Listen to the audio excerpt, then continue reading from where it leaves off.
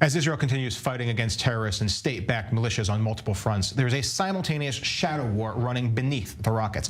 A constant cyber war launched against Israel since October 7th, aimed at every aspect of the economy, the military, and critical infrastructure, as enemies look for any weakness to exploit. In fact, despite its small size, Israel ranks as the most heavily targeted country on Earth. And people that work to thwart these attacks say the complexity is rising, as are the stakes. With me now is Meyran, head of cyber intelligence at Radware. Thank you very much for being in the studio with us. Nice to meet you. Most targeted country on Earth, despite tiny population. And that started, in fact, in 2023, October, of course. The invasion of the attack of Hamas on Israel was accompanied with cyber aggression.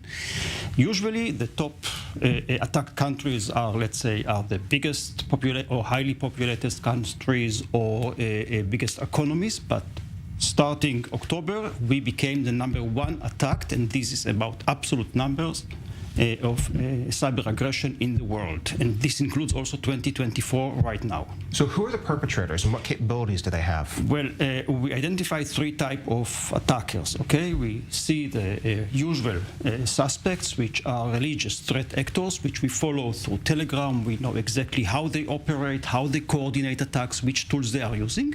We see the amateurs, which are trying to download scripts from the internet. They claim for attacks that they didn't do so and so on. But recently, in the past week, we have seen the appearance of new threat actors, which are stronger, more malicious, and way more persistent than every other threat actor we've seen till today. And that's why we believe that these new threat actors are state-sponsored. Now, I saw in the report that you released recently that the complexity of these attacks has jumped massively, and that's probably in this last group, the likely state actors. That's part of it, yes. What sort of tools are we looking at, and what can they accomplish with these tools? What they can accomplish, or what they are looking for, is to create denial of service, which is about creating chaos globally at the state level, but also think about yourself. If you are connected to the internet and TV through HOT, for example, which suffered 3 weeks ago from a cyber attack. They were down for several hours in the evening. Now you go home and there is no internet, no TV. Maybe it's the same cell phone is not operating. Think about yourself. What would your evening look like? Then think about the company, which starts now getting so many phone calls of angry users and frustrated people and asking, when will we be back to service? But you cannot answer because you don't know when the cyber attack is over. Think about it that you wake up in the morning, you decide to sell or buy a certain stock, and then you open your app, banking application, and now it's not available. What would you do? You would try to call your branch, but then they are flooded with so many calls. So this is about creating denial of service, and this can last from hours and sometimes even days. So think about the impact on the economy.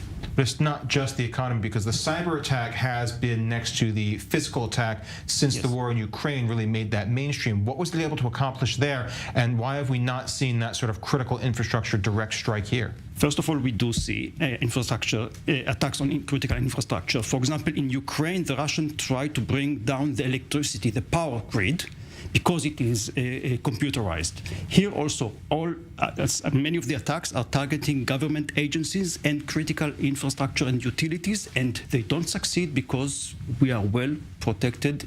Let's say in most organizations and infrastructure, Israel is well protected. But as the threats increase their complexity and increase their tools, that's not something we can say with great certainty forever, is it? No, but this is the mouse and cat game where we, the defenders, I'm working at the cyber security company, we keep collecting intelligence. We learn about attack tactics, techniques, and procedures, and we always try and look to improve our protections.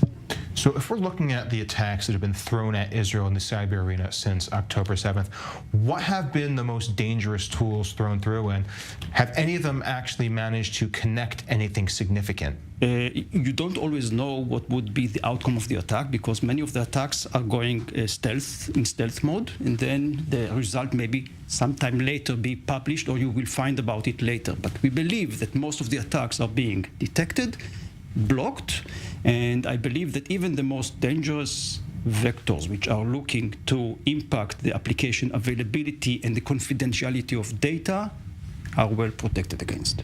That's good to know. We have only about a minute left, so I want to just take a look at if Israel is responding in kind to the threats that are coming at it. Someone launched a cyber attack at us. Is there a easy response to the actor? The best response is to be prepared in advance. If you're under attack right now, connect to one of the Israeli cyber security companies. I would say go get security from Israeli companies. We probably do the best. We've got the best technology. Connect with us if you need right now protection.